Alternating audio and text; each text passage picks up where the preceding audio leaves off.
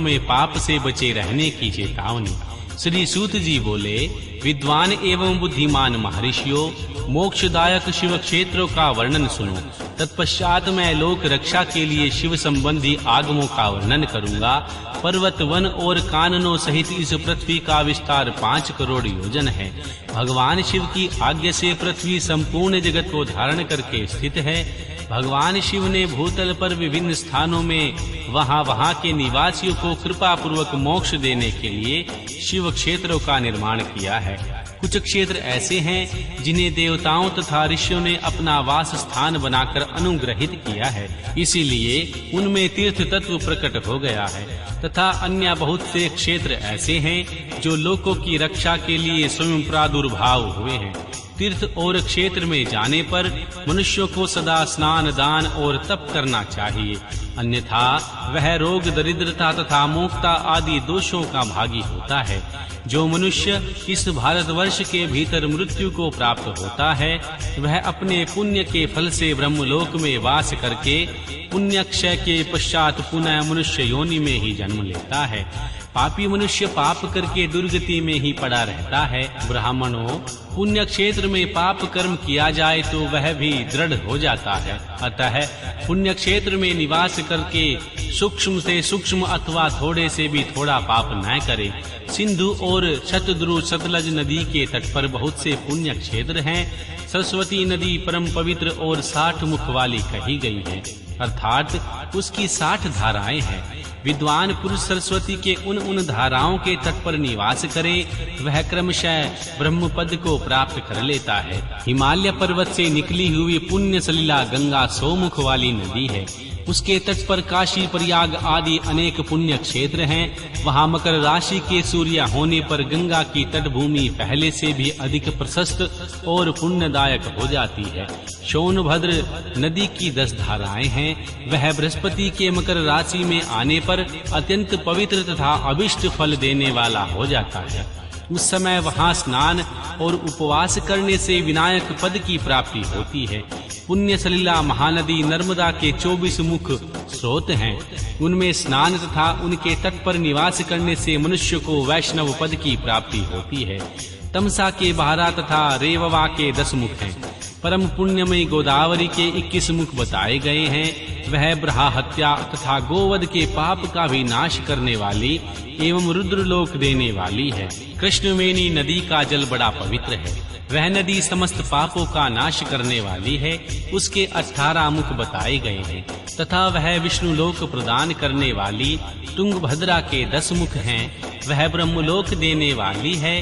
पुण्य सलिला सुवर्ण मुखरी के 9 मुख कहे गए हैं। ब्रह्मलोक से लौटे हुए जीव उसी के तट पर जन्म लेते हैं। सरस्वती नदी, पंपा सरोवर, कन्याकुमारी, अंतरीप तथा शुभ कारक श्वेत नदी, ये सभी पुण्य क्षेत्र हैं। इनके तट पर निवास करने से इंद्रलोक की प्राप्ति होती है।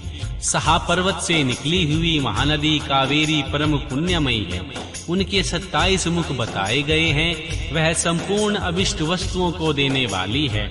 उसके तट स्वर्ग लोक की प्राप्ति कराने वाले तथा श्री ब्रह्मा और श्री विष्णु का पद देने वाले हैं। कावेरी के जो तट शैव क्षेत्र के अंतर्गत हैं, वे अभिष्ट फल देने के साथ ही शिवलोक प्रदान कराने वाले भी हैं।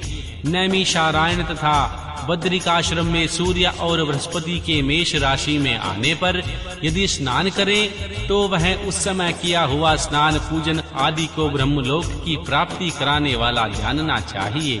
सिंह और कर्क राशि में सूर्य की संक्रांति होने पर सिंधु नदी में किया हुआ स्नान तथा केदार तीर्थ के जल का पान एवं स्नान ज्ञानदायक माना गया है। जब बृहस्पति सिंह राशि में स्थित हो, उस समय सिंह की संक्रांति से युक्त भाद्रपद मास में गोदावरी के जल में स्नान किया जाए तो वह शिवलोक की प्राप्ति कराने वाला होता है। ऐसा पूर्व काल में स्वयं भगवान शिव ने कहा है।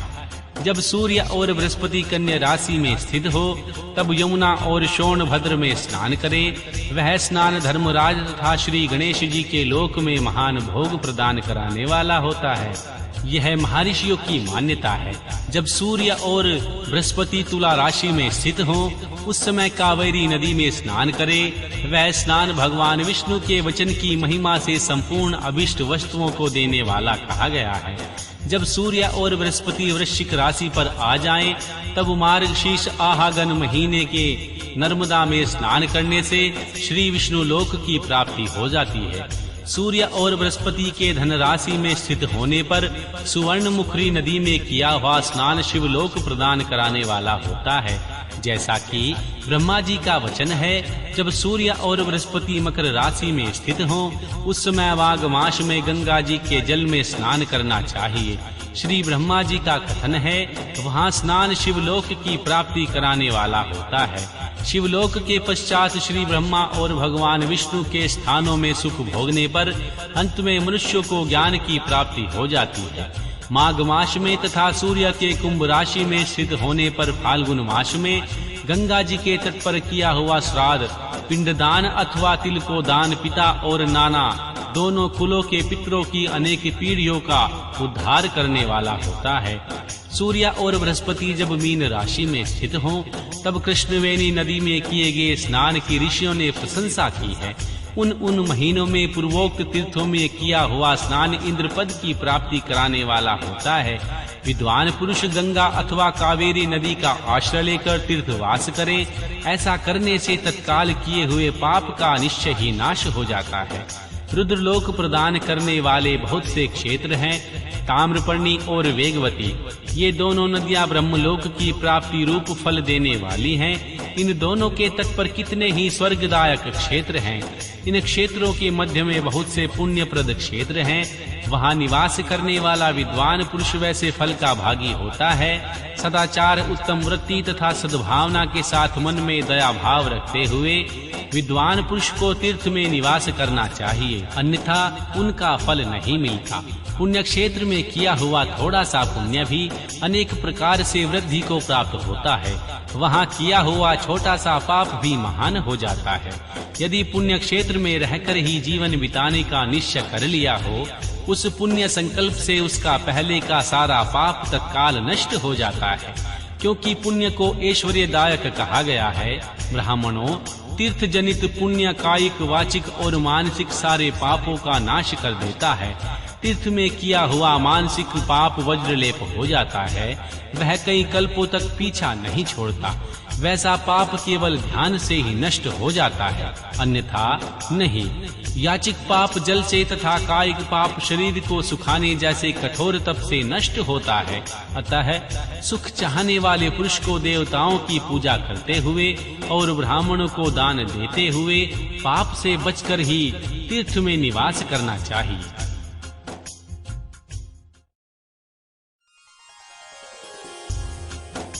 अध्याय 12 सदाचार, शोचाचार, स्नान, भस्म धारण, संध्या वंदन, प्रणव जप, गायत्री जप, दान न्यायतः, धनोपार्जन तथा अग्निहोत्र आदि की विधि एवं महिमा का वर्णन।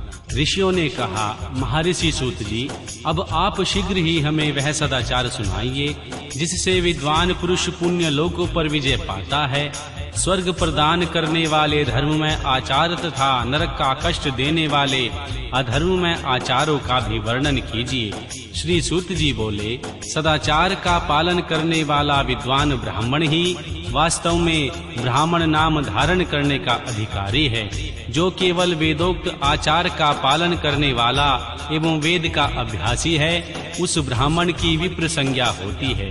सदाचार, वेदाचार तथा विद्या, इनमें से एक एक गुण से ही युक्त होने पर उसे द्विज कहते हैं। जिनमें स्वल्प मात्रा में ही आचार का पालन देखा जाता है, जिसने वेदा अध्ययन भी बहुत कम किया है तथा जो राजा का सेवक है, उसे क्षत्रिय ब्राह्मण कहते हैं। जो ब्राह्मण कृषि तथा वाणिज्य कर्म करने वाला है और कुछ ब्राह्मणोचित आचार का भी पालन करता है, वह वैश्य ब्राह्मण कहलाता है। तथा जो स्वयं ही खेत जोतता, हल चलाता है, उसे शूद्र ब्राह्मण कहा गया है।